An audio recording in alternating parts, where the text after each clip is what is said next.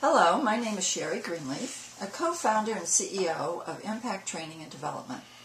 I work with leaders who want to grow their skills and improve their performance through personal growth and continuous learning. It was through my work that I met Dr. Ron Arndt. Nearly 10 years ago, through the formulation of the Cleveland Coach Federation, I quickly discovered there was something unique and exciting about this man. He had been a successful dentist and yet was eagerly setting out on his third career. Not only was he actively pursuing professional coach training and certification, I discovered he had a strong, empowering, and results-oriented leadership skills. Over the years, I observed how he was able to apply his formal business training with real-life, hands-on experience in leading teams, delegating responsibilities that resulted in very positive outcomes, all the while keeping a smile on his face while learning from his mistakes. When he shared with me that he was soon to publish a book, I knew I needed to interview him to tap into his insights so that I could apply them to my training and development business. I thought it made sense. If I was interviewing him for my business, we might as well share it with the business community as a whole. With that as a backdrop, let me introduce you to Dr. Ron Arndt, the dental coach, and begin our interview. Dr. Ron, I'm excited about your new book, Killing the Practice Before It Kills You, How Throwing Out My Business Model Saved My Life.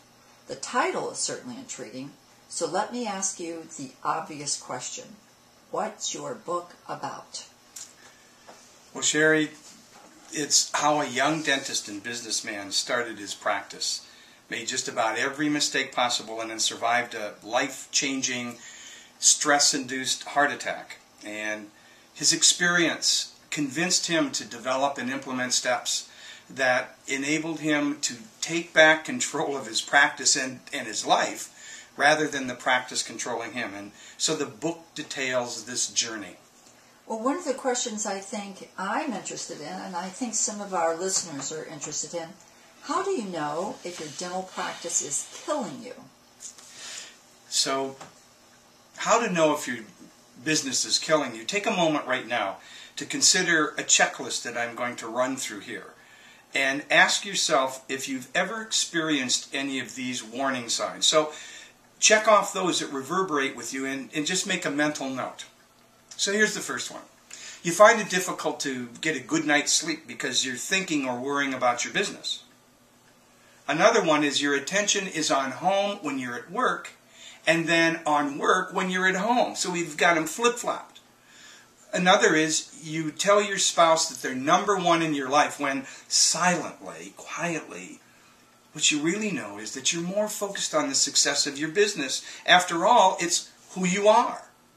Another one is you act happy and content on the outside when in reality, inside, you're churning and you just never feel like you're in control.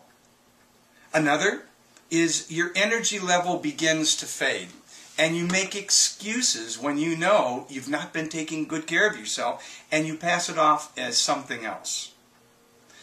Here's another one. You're just too busy to play those goofy little games with your kids who you know are really hungry for your attention. Another is you find yourself reading the newspaper or business journals when your spouse is talking to you because you've got so much to catch up on, right? Then you find yourself falling asleep after about 20 minutes because you needed just a little nap. I love naps. On a week-long vacation, for instance, it takes you 3 or 4 days just to unwind, and you feel like a new person for 1 or 2 days. Then the tension begins to build again, and it wells up uncontrollably, tightening every muscle in your body. And then you discover that Sunday nights are the worst. Another one is if you want something done right, you got to do it yourself. Only you can do it because it just takes way too much time to explain and delegate a task to another person. And here's a final one. You hear this little voice in your head and it says this, I don't need anyone else.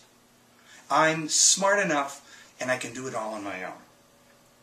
So let me ask you, how many of these did you check off? If you checked off just a single one, it's a red flag. So I encourage you, don't pass this off as inconsequential. The accumulation of these signs slowly and insidiously over time, I can assure you, can be deadly, because it almost took me out. Dr. Ron, these are amazing, and as you went through the list, I can certainly see how some of these apply to a lot of us.